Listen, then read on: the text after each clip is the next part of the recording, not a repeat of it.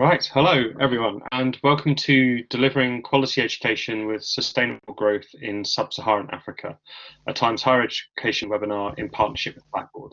My name is Alistair Lawrence, I'm Special Projects Editor at THE, and I'm delighted to be joined today by an expert panel of senior leaders from academia and industry who are Louise Thorpe, Vice President of Client Experience and Consulting for Europe, Middle East and Africa from Blackboard, Roger Sithole, Group Chairman at OneConnect, Tiana van der Meeuw, Deputy Director of the Centre of Teaching and Learning at the University of the Free State, Ravi Srinivasan, Pro-Vice Chancellor and Director, Bofo University, and Advisor to the Advisory Board of the International Council of Open and Distance Education, and Joseph M. Wamala, Chancellor, Universidad Tomás de Mozambique Business School. Sub-Saharan Africa represents a unique proposition for the global higher education sector during its current period of digital transformation. Collaboration between the global north and the global south is changing for both teaching and research.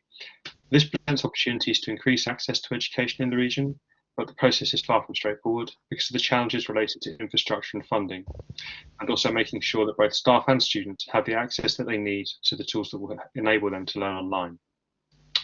So I'd like to thank the panel very much for joining us today, and I'd also like to thank everyone in the audience for joining us too. We'd like to start by talking about managing the pace of digital transformation to deliver quality teaching and learning in the region. Louise, I was wondering if we could come to you first, if you could tell us a little bit about how Blackboard is partnering with universities in the region and what your overall findings have been so far. Thank you, Alistair. Yeah, happy to. So Blackboard's been partnering with clients in Sub-Saharan Africa for many years now, in South Africa for over 20 years. And the recent work that we've been doing to expand into other geographies has also become quite prominent. One of the things that we've seen particularly has been a growth in the reach that's required by the institutions in region, the ability to be able to provide synchronous education for participants in the region, and the importance of being able to extend for many learners that may be their first time in higher education in their family. So those are the broad themes that we see in the current climate, in the current context. You know, often what we're seeing now are those challenges around bandwidth, around data, around access, open and free access to learning, and also the development of skills from the academic community. So ensuring that the professors and the teachers within the institutions feel confident and competent to be able to deliver in a blended dynamic, more than a fully online, more of a blended dynamic. That's what we see particularly, Alistair. Okay, great. Thank you very much. Rogers, if I could come to you next, I was wondering if you could tell us a little bit about your work in the region and how you've seen the process of adopting digital learning change in the past 12 months. Hi, Alistair. Thank you. Appreciate that. We have partnered with Blackboard within the Sub-Saharan Africa region. And it's been a great partnership, obviously, but with regards to the work that needs to be done within the region, it's great. I mean, it's not unique to our beloved continent. I think over the last 12 months, what the pandemic has done really has shown the need to digitize our environments, especially within the education sector that we find ourselves in. That we really needed to have ways or means to ensure that we can continuously offer the products and services that we're supposed to be offering, which is teaching and learning. And we've seen the institutions that we've engaged with, partners that we've engaged with, let me call them. You could see that there was a great need to implement platforms or solutions, at least, that would enable them to ensure that they can continue to offer that. It's been a great journey in understanding, each institution, what the unique characters or traits that each one of them have, and ultimately to offer a similar end product in that you want to ensure that your students within your sphere can still continue to get that basic right, which education is. So it's been an interesting time over the last 12 months. I think there's been quite a lot of work. I think we sometimes the e-learning people within these institutions, they go unnoticed and they don't get thanked enough. It's been quite a rough time really for many in these institutions, and we need to thank them that they were able to hold the fort and implement technologies or platforms at quite a rapid rate than they would have otherwise have liked. So yeah, thank you. Have you been? I just had a follow-up question. Have you been surprised at the pace of adoption and the pace of change? Has it been faster than you thought it would be, or slower? No, it's been way quick. I mean, we've got one institution, for example, in South Africa that within, I think it was within 14 days, we're able to get them to be live and be able to continue with their education. Now, that's something traditionally that would have not been done. The decision-making process was quite shortened. Prior to this, obviously, I mean, as you are aware, Blackboard is not just a company that started over the last 12 months. It's been around for over 2 decades.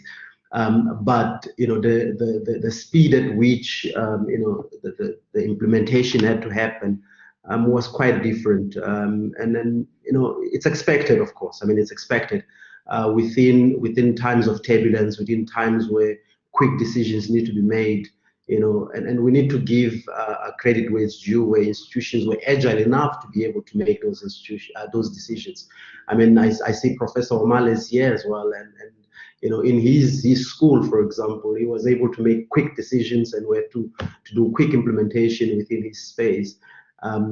So yeah, the speed in which the digitization or the change needed to happen has been quite different than in the past. And just a quick one. There's these graphics that I saw on social media where they had a board meeting, the CFO and the rest of the board, and the CFO was the one who had the power to make the decision to decide whether the organization needed to digitize or not. And then they showed a massive boulder of COVID outside. And yeah, right. So the decision making has moved really. I don't think it moved. They're still the same people that are making the decision. It's just that people had to be quite agile and make rapid decisions. Great, thank you very much. Sorry, there's just a quick housekeeping notice for the people who are in the audience with us today. It's just to say that the microphone is muted, but if you post a question in the chat box, then we will do our best to answer as many as possible during the last 5 or 10 minutes of the hour. Thank you, Rogers. I think that would be a great time to come to Professor Wamala, just so perhaps you could tell us a little bit about how the digital transformation has taken place at your institution and what managing that process was like.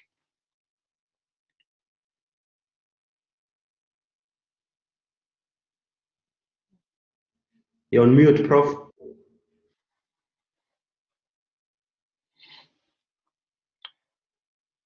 Okay. I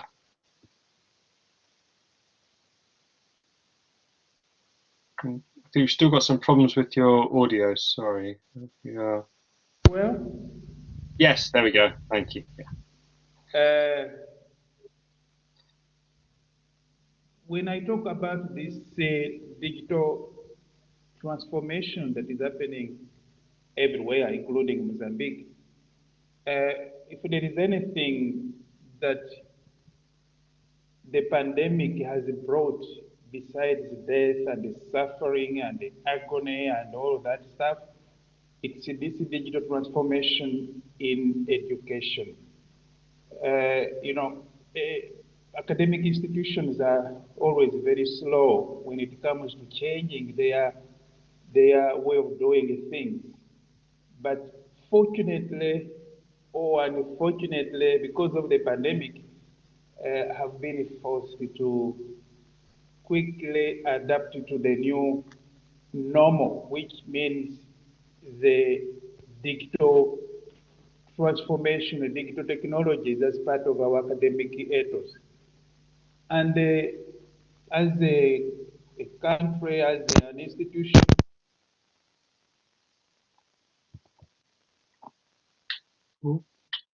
Sorry, Professor Ramon, I think we've lost your audio again.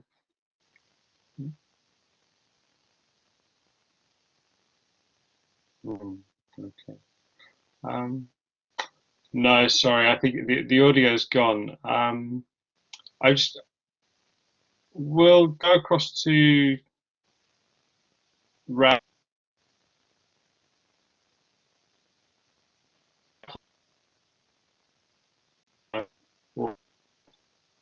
Ravi, I was wondering if I could come to you next. If you could just tell us a little bit about what the biggest challenges are for. We've already touched on it slightly. Just the improving access at the region and how that program is taking shape, and what have been the biggest challenges of it so far. Alistair, I just lost you a little bit in the front. Can you kindly repeat the question again, please? Sure, no problem. I just had a question about the challenges of adopting digital transformation throughout the region. What have been the biggest challenges that you've seen so far, and how have they been overcome? Thank you very much, Alistair. Perhaps I should start with where we came from as both a university, just for the benefit, so that when I give you the background, you will understand more quickly on that. Both a university, we come from Botswana. We have campuses in 4 countries. We have campuses in Botswana, Lesotho, Namibia, and Eswatini. We also have a blended and distance learning campus.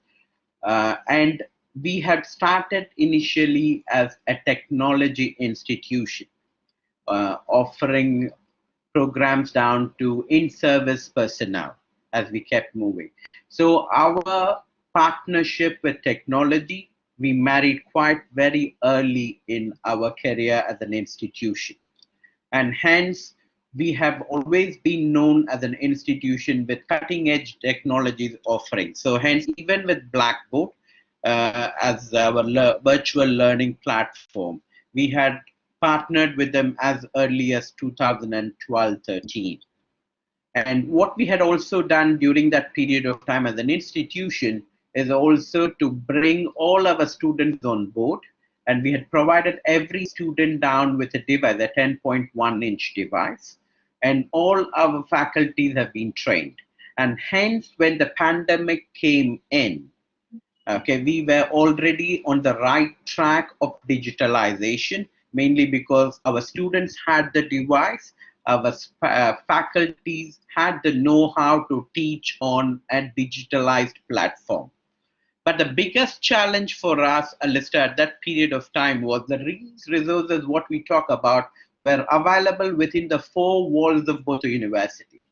So when a student moves out and he has to now stay at home and study, the biggest challenge for us at that time had been the connectivity. And there I should let you know, some of the tools of Blackboard had really helped us at that period of time, like Blackboard offline and other aspects, which really helped us down with the students being able to access content even with limited internet connectivity structures. So, and we also partnered down with other ISP providers, telecom providers, in order to whitelist our sites so that students will be able to access. But the biggest challenge which COVID threw on us, the curveball, had been accessibility of content for the students when they are off campus. So that had been the biggest challenge, and we had to then work out various means and ways in which to overcome that challenge. Like what I told you, our partnership down with telecom providers really did help. The support what we received from the government and the ministry, and also to motivate in certain countries, where in Lesotho, the Council of Higher Education took the mandate to talk down to these telecom providers in order to provide these services. But that really helped us. But our strength of being a technological institution really helped us down to swim through this current tide with limited damage or structures. Thanks, Alistair. Great, thank you very much, Ravi. Tiana, I was wondering if I could come to you next. So you could tell us a little bit about how the connectivity issue and the access issue was addressed by the University of the Free State, please. Thank you, Alistair. Sorry, I see my camera doesn't want to go on. It's okay. Oh, wait, there we go. No, sorry. In any case, there we go. In terms of accessibility, the university was privileged to be able to create a VPN network for our students to access some of the materials through, since access is one of the big concerns. When we look at the data from our students that we received beginning of last year, and we monitored the situation throughout the year, we see that devices isn't necessarily the problem. The problem remains in terms of data access and stable data access for students to take part in sessions like today, for example, a Collaborate session, because we all had to go this online remote teaching strategy and implement that, which on the other hand also was a challenge for academic staff, because we were used to face-to-face teaching and suddenly, or blended teaching, and suddenly we had to go into a situation where materials had to be redeveloped for this distance format where access is problematic. And I do believe we'll talk about academic support later on, but that is also one of the main challenges from an academic side. So I think one of the things, and Ravi touched on it as well, is that in terms of access, it's no longer just the institution that needs to play a specific role. It's all the different role players, private companies, government, institutions, students, and staff that need to come to the table to say, how can we overcome it? And it's not only about the technology, it's about the learning design as well as the support that goes with it. Great, thank you, Tiana. Roger, if I could come back to you at this point. Tiana raised the point of offering support for staff as well as students, and this is something that comes up time and time again. You mentioned earlier the rate of change massively accelerating and being essentially forced upon universities, and while there's been a strong appetite for this, is there a danger that universities focus so much on the student experience that they're not thinking enough about how to support their staff? Yeah, I think that's important. I'm not a lecturer, I'm not a teacher by profession, but I mean, having engaged with different professors and different academic staff, you can imagine you've got a prof who's been teaching over 30 years, for example, in a specific way of teaching, you know, whether they use a Blackboard, excuse the pun, or a whiteboard where they can write whatever it is that in front of his students or her students there, and overnight, you know, he's expected now to be an expert teacher on a digital platform. I'm sorry, it's not going to happen. You know, and there may have been she or he might have been a great lecturer with his students or her students face to face. But the moment you move them onto this digital platform, it's not necessarily the same. You know, we hear the saying that, you know, teaching online is not meeting. It's not a meeting online. And unfortunately, we tend to leave them to their devices, and there needs to be a little bit more support on that. You know, I just want to latch on to what was said earlier on, that, you know, education is a partnership. You know, technology itself or the platforms themselves, they're just there to enable our teaching and learning. There needs to be a little bit more that happens over and above the technology, and that's where partnerships with those that, you know, understand pedagogy, understand how to, you know, how to apply the platform and technology to enable educators, it needs to come in. We've got a program, you know, without fear of selling here, but we've got a program that Blackboard has put together, which eTeacher, or DTLS, Digital Teaching Learning Series. The whole purpose of that, and I'm sure Louise would be in a better position to talk about it, but the whole purpose for that is to enable educators, is to enable teachers, to turn them into e-teachers to leverage the capability, to leverage the experiences that they have over 30 years, and not throw all of that away because we're now moving into a digital world, but to enable them to become confident on the platform, to become better prepared. How you prepare for your lessons, your lesson plans, how to engage the students, how to use the tech in such a way that it's engaging to your students. The worst thing that you can do, while teaching, you can imagine you are used to seeing students in front of you, and all of a sudden, let's say you're on a platform like this, where all of them are on mute, their cameras are off. It feels like you're talking to yourself. It could be very intimidating and challenging, even for the most experienced lecturer. And we need to deliberately think about them and to deliberately consider and cater for them. And we're very happy to assist in any way that we can in that regard. Because ultimately, the uptake of the platforms that you put, the technologies that you put, it's going to be dependent on whether do you have a staff or an academia that will support that and they will embrace it as a means of delivering their product, which is teaching. Thank you. Great, thank you very much. Ravi, what's been the solution for you in terms of changing the culture, helping staff feel like they're supported, finding what works online and what doesn't, and refining how you teach? Thank you, Alistair.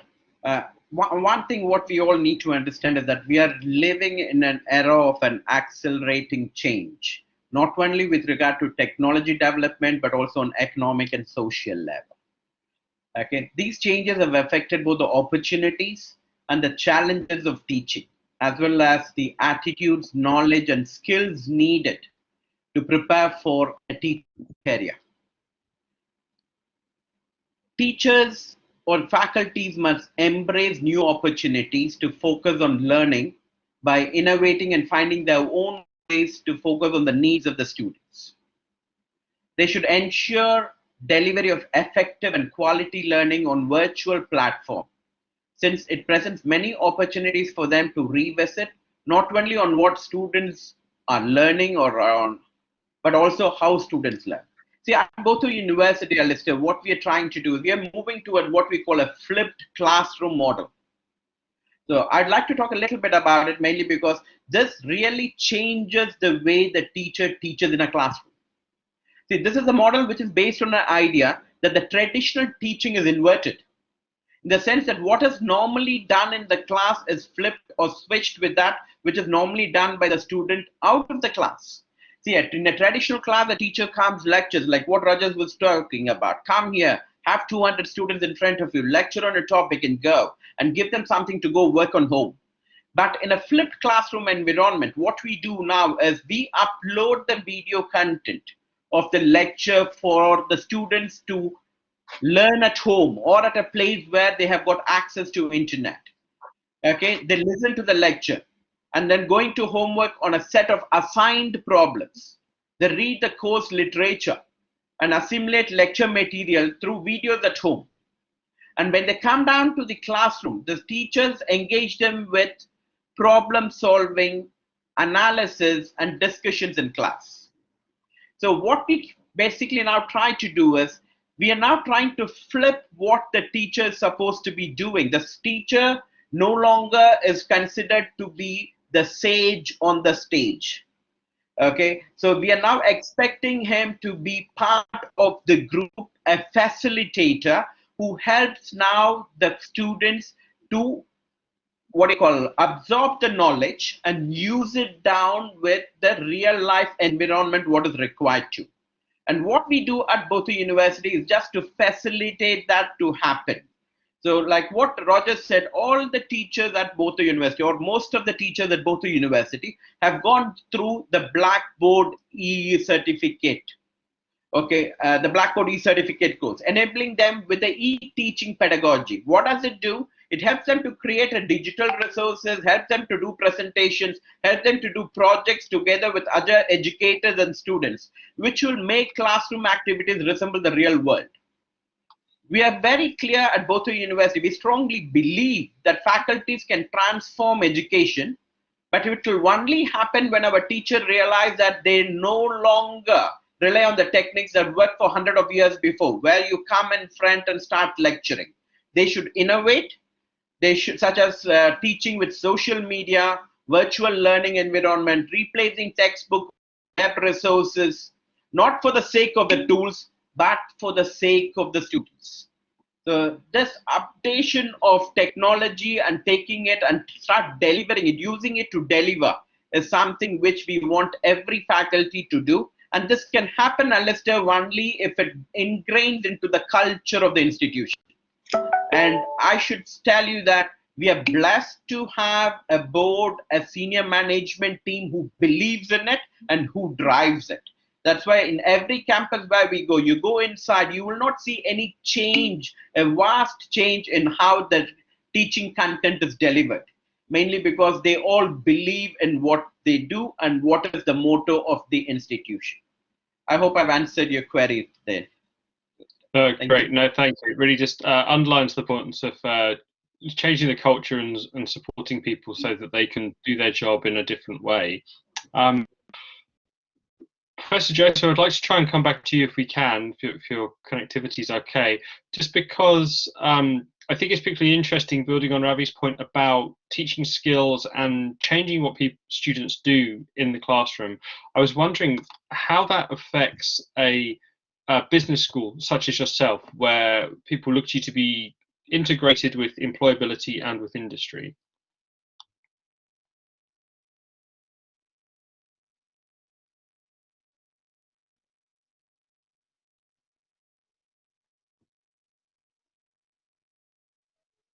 Okay, I think we've lost Professor Joseph for the time being.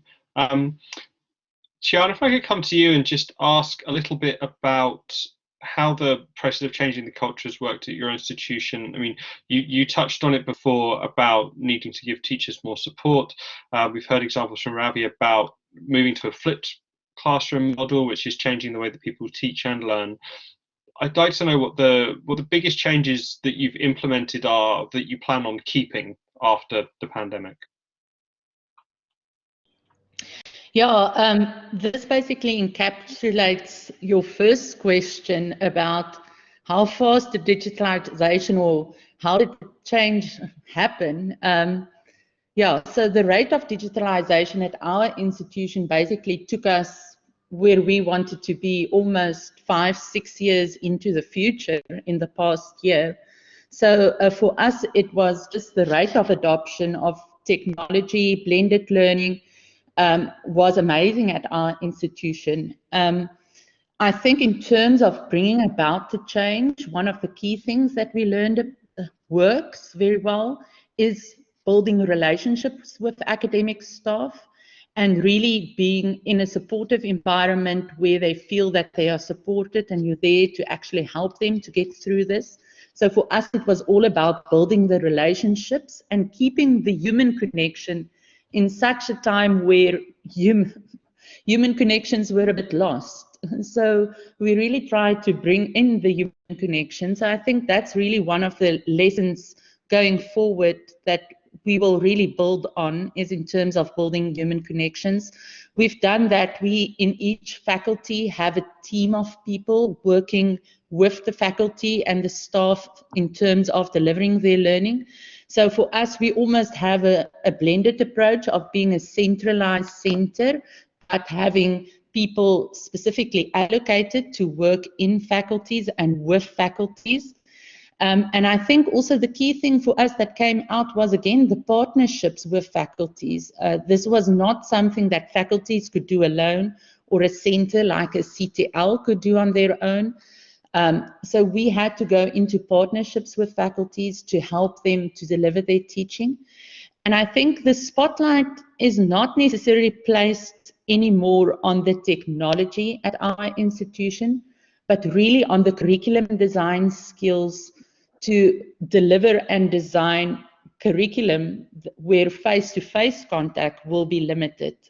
And I think that's also the big challenge going forward, is in the curriculum design to make sure that academics have that skill set, because when you look at academic staff, they're usually people that are appointed based on their subject specific skills or knowledge, and they aren't necessarily good teachers. So curriculum skills development is something that we will invest in very strongly in our institution going forward, to make sure that we have the skills to deliver a curriculum that is more blended with a very stronger technology component. Okay, great, thank you. Tiana, I had another question, which was to ask how you think your student cohort will change in the coming years because of the different ways that you're offering education now. I think in terms of the student cohort at our institution, we have a very specific demography. It's students from rural areas. And I think going forward, we will pretty much see the same cohort, but what we will need to do is there will be an emphasis on a skills development initiative and program, that we need to make sure that the students that we have at our institution have the necessary skills to learn in this new environment. We're currently seeing it with our first year students that currently cannot access our campus. So previously they were in a school system where they were taught in a very specific way. So I think for our first year students specifically, we can already see the gap and the dire need there is in terms of digital skills support and learning in this new environment. So I think the challenge is rather on how do we prepare and enable our new cohorts that are coming in to actually learn in this new environment, and then also put the necessary support in place for that to happen going forward. Okay, great, thank you. Ravi, I have the same question for you, because you've spoken about having an international approach and having multiple campuses. How much do you think your cohort will change in over the coming years?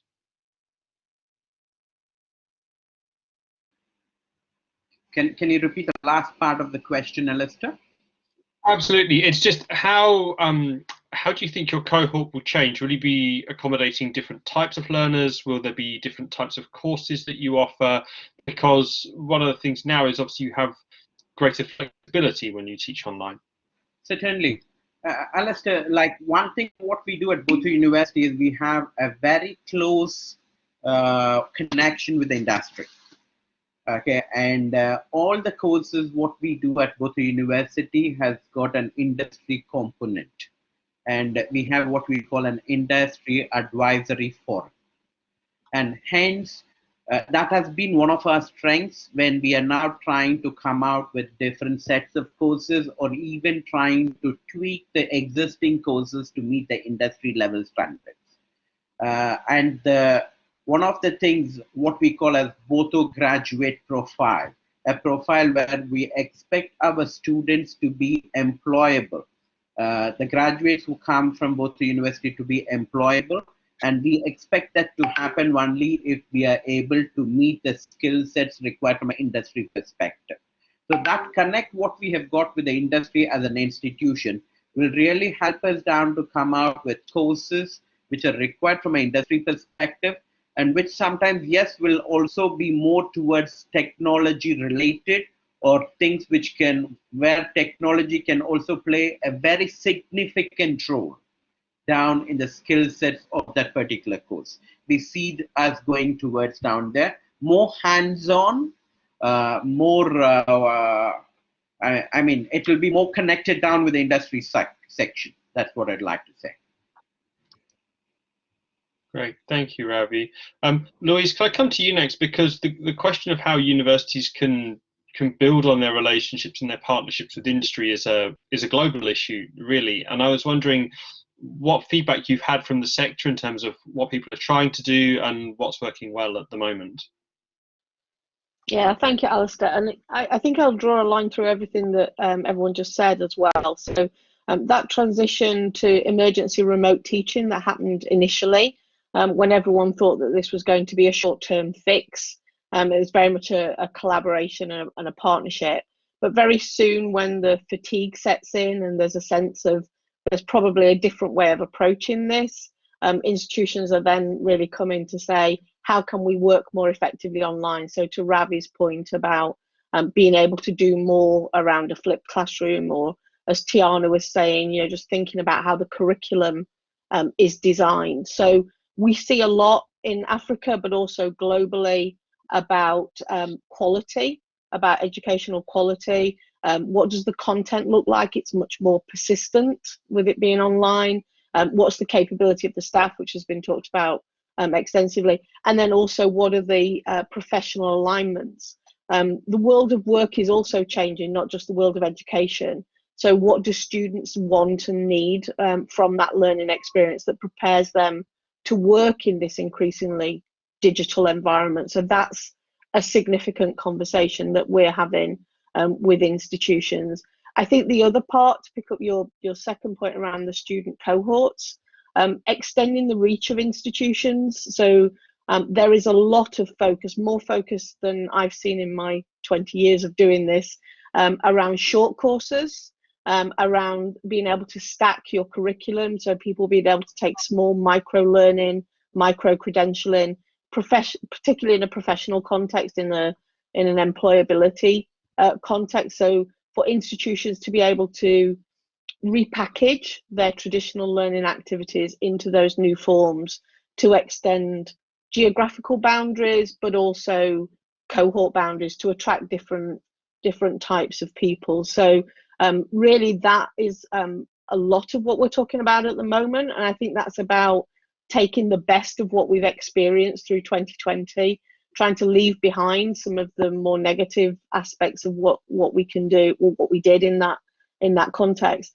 and learn from everyone. So that partnership approach of working with someone like Blackboard or other institutions, bringing in those ideas, of pooling everyone's ideas so that we can get the best of breed out of that activity. So that's definitely the conversation at the moment, is to build from what we've learned and to be able to provide those activities in a period of uncertainty. So uncertainties become much more of a conversation starter rather than responding to an event. It's just the protracted nature of what we're living in that makes it institutions want to get on and do things. Thank you, Alistair. I had another question about the way in which Blackboard's working with the sector. You touched on it briefly, that as the different types of courses become available, this will require different types of assessment as well in order to support those. We've had a couple of comments already, for example, people saying that they've used Collaborate as a powerful tool to use it together with other tools such as virtual labs to complete practicals and things like that. Are you also looking at how better to support how assessment is changing? Yeah, so there are different layers to that. So where you need to observe practice, we have seen lots of institutions using Collaborate in that context alongside virtual labs, or in terms of role play, effectively, where you may have observed a presentation, observed a practice. Being able to do that in this form is very helpful, and obviously being able to record it and comment on it and provide feedback as you track through. We've definitely seen that. We've seen a reduction in the focus on what we might call traditional examination form. Initially, the same thing happened as with the remote teaching. Everybody just tried to put their exams in an online format and, you know, sit for 3 hours and do your examination. And then obviously as we all become wise to that, and you think, well, actually, let's break it up. Let's make it more authentic. Let's change the assessment form. Let's bring experts into that assessment form as well. So if it is something which is closely aligned with industry, it's easier to get those people in as a kind to do advisory practice. And then I think probably the biggest area that we see around assessment is really around that digital submission, being able to submit your assignments if you're working through coursework, through projects, through assignments, to being able to submit, provide feedback, iterate, provide a final submission, and some moves towards peer and self-assessment as well. So again, it's the notion of what can you do when you can get everyone together virtually, It doesn't require them to travel into something. So being able to bring people in for short interactions has actually come into the assessment process as well as the learning process, where logistically that may have been too difficult to do in its traditional form. Great, thank you very much, Louise. Ravi, if we come to you next, I'd just be interested to hear your insights into how you've changed assessment at your institutions during this period and what's been the greatest benefit. Thank you very much, Alistair. See, at Botho University, we have also adapted to work better in an online learning environment. Like what I've earlier talked about, we already have a blended and distance learning campus. So based on that, we have already had a lot of online assessment structures. So we had literally what we have tried to do during this COVID period of time is trying to move from assessment, which are time constrained written examinations. We have moved down to projects, case studies, online portfolios, online exams, and other such methods that can be done independently by the student from home. But what we have also done is we have also tried to not make everything standard for every faculty and for every module. So each faculty has analyzed the module assessment model, made appropriate adjustments, but still retaining the rigor and the quality in order to make sure that that assessment rigor is being maintained. So, but every new assessment, whenever they make it, has to go through the faculty programs committee before being released. But we have made sure that we have used that. We use Blackboard because they do offer an online examination model that can be utilized wherever appropriate. We have used it for continuous assessment structures, all internal assessments. In fact, after the COVID from mid-March of last year, we moved everything online. And certainly the virtual learning environment of Blackboard, which provides us randomized questioning, which provides us even an assessment password, preventing students from, not trying to access it before, which we can send it just before the examinations. So we try to make sure that we bring all the assessment, new assessment methods together, along with whatever rigor is possible. And we also work on plagiarism. We use the Blackboard Safe Sign plagiarism software apart from Turnitin also, in order to make sure that plagiarism is also taken care of. But the biggest challenge, Alistair, sorry to harp on again, had always been the bandwidth strength, which we have in our countries like in Africa. So one of the major requirements will always be in future, where the government has been supporting educational institutions by building huge infrastructure by way of building. Perhaps the requirement now will be to move on to bring huge technological infrastructure to support education, so accessibility can be done from anywhere.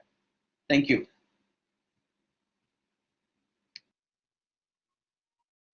Great, thank you, Ravi. We've tried Professor Joseph again. I think he's still on the call with us. We might be having some connectivity issues. I'd just be interested to get his insights about how assessment is changing, and also addressing some of the challenges that Ravi mentioned around plagiarism too. So I was wondering, Professor Joseph, if you can maybe turn your mic on, even if you're not able to turn your camera on for us. Ah, great. Yes, can you hear me now? Yes, we can, yes. Okay. Oh, thank you for having me again. And as the other speakers have been talking, especially about this concept of assessment, I think with the introduction of educational technologies, the whole concept of assessment needed to be revisited. It's not just how we do it, that now we are transforming it into online platforms, but also what we assess, why we assess, and when do we do that assessment. So many of these concepts that we took for granted have got to be revisited.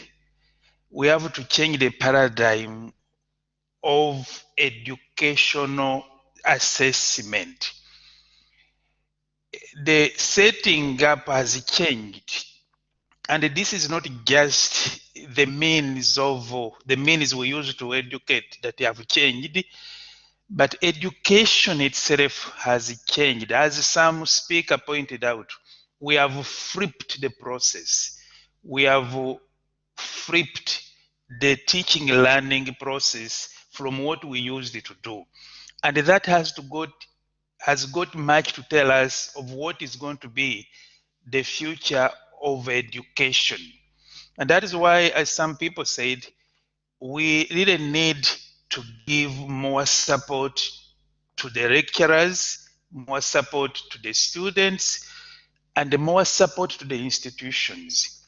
Many times we focus on the lecturers or the teachers, and we forget the institutions themselves. Many institutions are struggling because they changed overnight, and they are struggling because they have been using course materials that cannot automatically be used online. So we have to redesign the curricula. We have to redesign the course materials. The online equipment and the services are expensive for these institutions. So we have to get some affordable equipment, some affordable platforms. Online learning has hidden costs for implementing and managing. The internet is expensive for many students, for many institutions, for many lecturers. Many of these don't have devices. Many students, they don't even have smartphones. I just saw it just yesterday. I got a report that we have to buy and equip our students and the staff with smartphones, because many of them, they have phones, but they are not good for online education. So those are the kind of challenges that I think have to bring us to the awareness of giving more support to three players: the teachers, the students, and the institutions. Thank you. Professor, I had one other question from earlier, which was just, you've mentioned the challenges. What are the opportunities that now exist for a business school such as yourself, given that the world of work is changing and people who are already in the workplace will require more education and more digital education over the course of their lives? Is it for me? Yes, please. Yeah, I was just wondering how you can, I mean, will you expand or have different types of students? Are you thinking about these things yet? Yes, we have the dawn of technology, educational technology, has opened for everybody new kind of lecturers and a new kind of students. We are no longer limited to geographical area. We are now open to students all over the place, all over the continent, all over the world. The same thing with the lecturers. Until now, we have been limited and looking after those lecturers that live within our vicinities. Now we see that we can get lecturers across the globe because they can teach and they have been doing it well. So there is a whole set of new opportunities that have been opened up all of a sudden, and it's just knowing how to manage them. We have so many opportunities that the challenge now is how do you manage these opportunities? So it is a management issue now. It's no longer the opportunity as such, but how do you manage them? And I think that is where we have to focus as institutions of learning. Everybody is learning. The teachers are learners. The students are learners. The institutions themselves are learners. Great, thank you very much. Tiana, if we could just come to you next for a couple of points. One was about, people are still asking about securing the integrity of assessments and how this creates a big challenge for some universities. How have you addressed that at your university? Thanks, Alistair. And again, I think people think 9 out of 10 times that technology will solve your assessment integrity issues or your quality assurance issues, which basically, and Ravi made a wonderful statement, that people had to actually critically go and reflect on what they are assessing and why they are assessing things. And then in terms of integrity and quality assurance, it all comes back to assessment design at the end of the day, and critically looking at the assessments that you have in place, and then finding innovative ways of delivering those assessments. So we have seen that the pandemic have helped us to build huge question banks, for example, in terms of online assessment, which allows then the opportunity for randomized assessments, for example. And I really also agree with the statements made that we had to prepare for an assessment where it was an open book assessment. So how do you structure an assessment question that, although the student may have the textbook in front of him or her, the question is such a way that he or she won't find the answer in the textbook. So it's all about, as I said, design, but then also in terms of building your databases, and not relying necessarily on the technology to enable it, because with the technology, and Joseph highlighted that there are usually hidden costs. So for example, if you had to go with invigilator software, who's going to watch those recordings, etc. So those are some of the questions that we've asked ourselves, and we also said when the pandemic and lockdown came, we said we're not going to implement any new technology at that stage, given the change management that had to go with it, but rather invest in our current technologies, such as Blackboard and the assessments available in Blackboard, and rather look how we can do that better. So that was the challenge that we gave ourselves, and we put forward to academics to say, let's rather use what we currently have and use it better, and see to what extent that can address some of our challenges. Great, thank you, Tiana. Roger, so I'd like to come back to you just to talk a little bit more, if you could give us an overview of the region, if possible, just to get your view on how ambitious universities can be in Sub-Saharan Africa now. Professor Joseph made the point that there are many opportunities that exist, but obviously you need to manage assessment, you need to manage internationalization, you need to manage collaboration with industry, you need to build your databases, you need to help students teach knowledge that they can apply. Are you seeing this process being broken up into stages? How far into the future are people planning already, do you think? Yeah, look, I think the opportunity is there. It's great for these institutions and for universities. I mean, I look at Professor Omala, for example. He's based in Maputo, Mozambique. It's quite a, I mean, from an infrastructure point of view, quite a challenging landscape for him to be, for example, in the northern part of the country, which is the Cabo Delgado area. For him to go build a school there, brick and mortar, etc., to be able to reach students that he would otherwise not be able to reach. Now, with an initiative like this, he's capable, he's going to be able now to reach students that he would otherwise be very difficult for him to reach. So that is the opportunity. That's the opportunity where you spoke about the cohort of students earlier on changes drastically, in that it's no longer restricted to the geography of the institution itself. You can now reach areas which you would otherwise be restricted by your geography. That's the opportunity.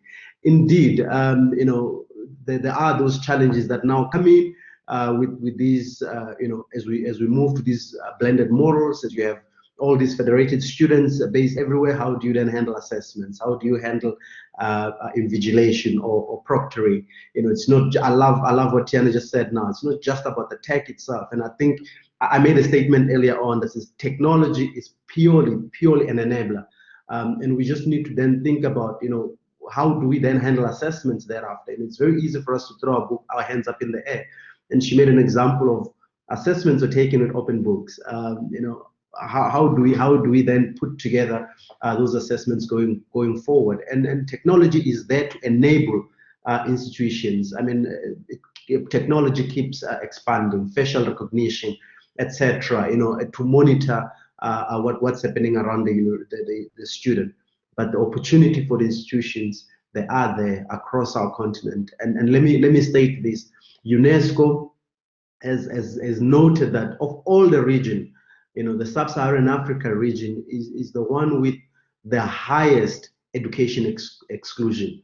Now that's a challenge, and the opportunities for that for institutions. So how do we then address that? How do we then utilize technology, the experiences that the universities have to address a serious human right challenge, but at the same time, be able to expand their businesses and probably look at different business models that they would otherwise not be able to look at. Great, thank you. That brings us up to 11 o'clock. I think it's nice to end on a positive note and something we can look forward to. I think it will be very interesting to see the change that continues in Sub-Saharan Africa. There's clearly a lot of innovation already, and a lot of people working very hard to change things for the better for staff and students. So I'd like to thank my panel joining us today, Louise, Rogers, Ravi, and Professor Joseph. I'd like to thank everyone in the audience for joining us too. Thank you for your questions. They've really helped spur the discussion and make us bring in some new ideas and some interesting case studies. For anyone who's interested, this recording will be available on demand on the Times Higher Education website, and we will be sharing it with everybody who's registered after the event, so you will be able to watch it on demand, read a summary article, and also share it with colleagues if you so wish. So thank you all very much for joining us today. I hope you've enjoyed the discussion.